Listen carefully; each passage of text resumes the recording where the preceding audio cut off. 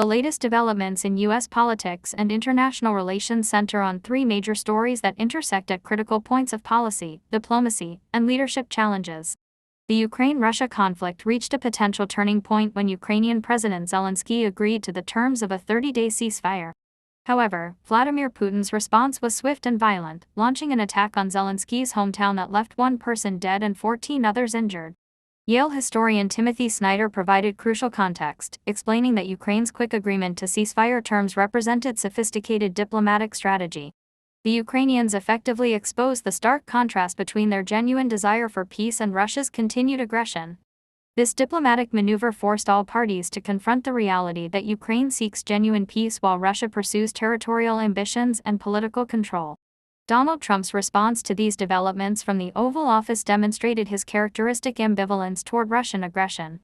He claimed great success regarding the ceasefire while simultaneously deflecting responsibility by stating it's up to Russia now.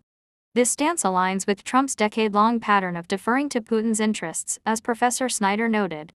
The situation creates a critical test for U.S. leadership, particularly whether the current administration can effectively pressure Russia to accept the same unconditional ceasefire terms that Ukraine has embraced. A deeply troubling moment occurred when Trump made anti-Semitic remarks about Senate leader Chuck Schumer, declaring him not Jewish anymore and labeling him Palestinian. This statement carries heavy historical weight, particularly given Schumer's family history as Holocaust survivors. Professor Snyder drew direct parallels to historical anti-Semitic rhetoric, specifically citing Karl Lueger, the mayor of Vienna who influenced Hitler's early political development. Snyder emphasized how the act of a non-Jew claiming authority to determine Jewish identity represents a fundamental characteristic of anti-Semitic ideology. The anti-Semitic undertones of Trump's statement become even more concerning when considered alongside other recent developments, including the presence of individuals like Elon Musk performing Hitler salutes in the White House, and the invitation of figures who have spread anti-Semitic rhetoric to accompany senior government officials. This pattern suggests a concerning normalization of anti-Semitic behavior at the highest levels of government. The immigration situation at Guantanamo Bay represents another significant policy failure. The New York Times revealed that Immigration and Customs Enforcement, ICE, has returned all migrants from Guantanamo to mainland facilities. This development marks a stark contrast to Trump's promises of mass deportations and the creation of large-scale detention facilities. Representative Sarah Jacobs, who visited Guantanamo, reported that the operation cost $16 million while holding only 40 people, far below the promised capacity of 30,000. She observed military personnel guarding empty tents that cost $3.1 million to construct but couldn't be used because they failed to meet Department of Homeland Security standards. The Guantanamo situation exemplifies a larger pattern of policy implementation challenges.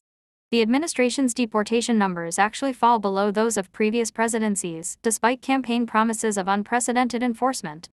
The facility's closure represents a significant retreat from Trump's hardline immigration stance, though the administration appears to be attempting to minimize public attention to this development. The economic impact of Trump's policies continues to manifest in concerning ways. CNBC analyst Steve Leisman, known for measured commentary, unusually described Trump's tariff policies as insane, particularly regarding the threat of 50% tariffs on Canada. This economic uncertainty compounds other challenges, including rising inflation and egg prices, while the stock market shows significant downward pressure.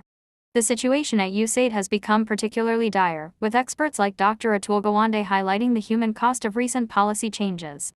The agency's effective dismantling under Elon Musk's direction has reportedly resulted in direct harm to vulnerable populations, with food aid being blocked even when already in transit to crisis regions. Representative Jacobs has introduced legislation to prevent the illegal dismantling of USAID, though it has yet to receive Republican support despite private expressions of concern from GOP members.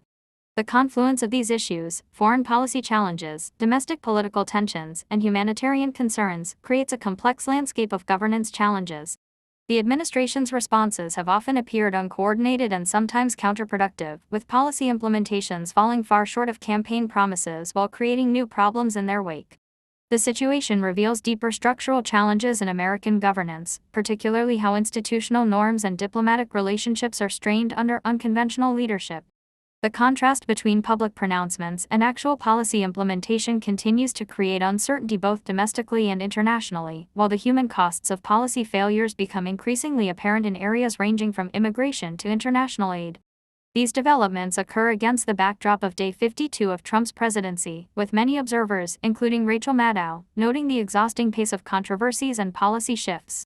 The cumulative effect suggests a governance approach that remains unpredictable and often disconnected from traditional diplomatic and administrative norms, with consequences that continue to unfold across multiple domains of public policy and international relations.